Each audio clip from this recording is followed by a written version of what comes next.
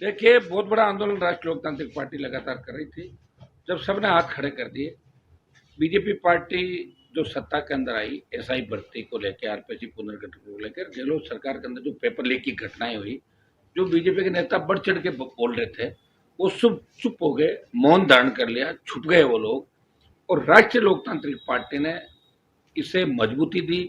मैं राजस्थान के जवानों को धन्यवाद दूंगा कि लाखों की तादाद में जयपुर पहुंचे, बड़ी रैली करी, आक्रोश रैली, जेल भरो आंदोलन चलाया, राज्यपाल से मिले और लोकसभा के अंदर मामला उठाया। और ऑल पार्टी मीटिंग के अंदर जब मामला उठाया तो जेपी नड्डा जी जो बीजेपी के राष्ट्रीय अध्यक्ष हैं, उन्होंने ऑल पार्टी मीटिंग के अंदर ये कहा कि पेपर लीक की जो घटनाएं देश में बढ़ रही है, इनसे हम चिंतित है और निश्चित रूप से लोकसभा में इसकी चर्चा होनी चाहिए। और नड्डा जी, प्रधानमंत्री और अमित शाह, इनके बयान थे 23 के चुनाव के अंदर कि अगर हम सत्ता में आए तो पेपर माफिया को पाताल से ढूंढ लेंगे, एसआई भर्ती रद्द करेंगे, आरपीएस का पुनर्गठन करेंगे। भाजपा के नेताओं को उनका ही वादा हमें याद दिलाना पड़ा। बीजेपी छुप गई, बचा रही थी।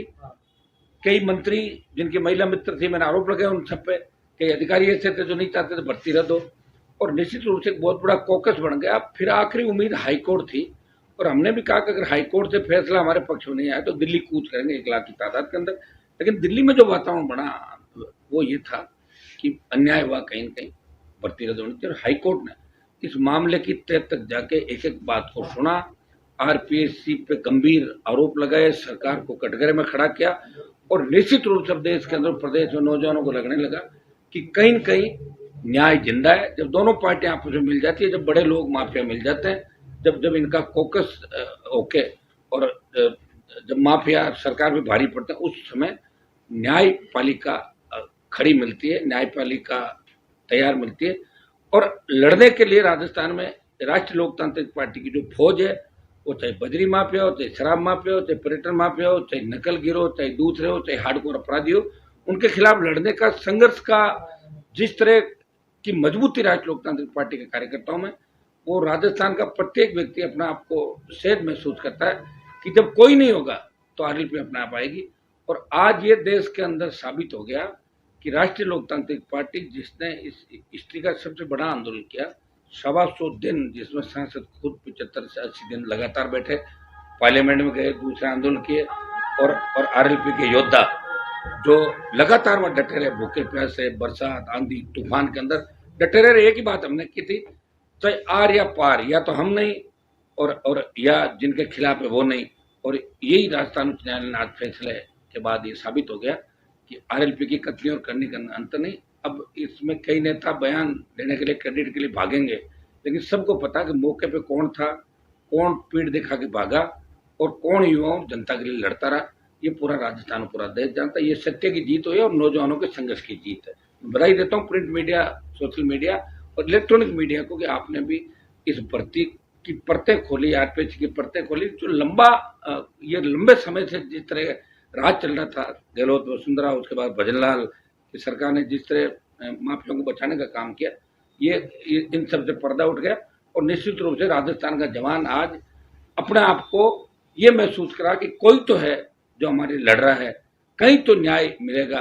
अगर हाईकोर्ट का फैसला खिलाफ आता तो भी हम दिल्ली कूच करते। हमने कह रखा था कि लाख की तादाद में हम जाते, और आगे भी नौजवानों के जो भी मुद्दे, उनमें निश्चित रूप से हम लड़ेंगे। और हम खाली क्रेडिट लेने वाले नेता नहीं है कि जैसे ही फैसला आया और अपना बयान दे दिया।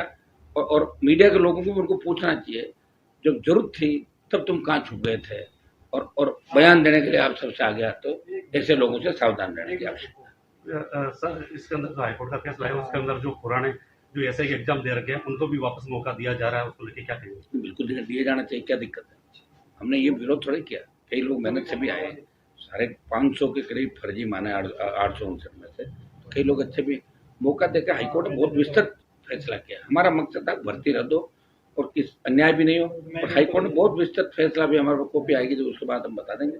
लेकिन राजस्थान उच्च न्यायालय ने देश के अंदर एक संदेश दे दिया कि अब इस तरह माफिया अगर कोई गड़बड़ी करेगा, चाहे सरकार उनको बचाने का काम करे, हाई कोर्ट, सुप्रीम कोर्ट सख्ती से निपटेंगे। ये संदेश हाई कोर्ट का देश के अंदर गया है। नवयुवक के लिए आपकी तरफ से क्या नया संदेश है? आगे लड़ना है नवयुवकों को।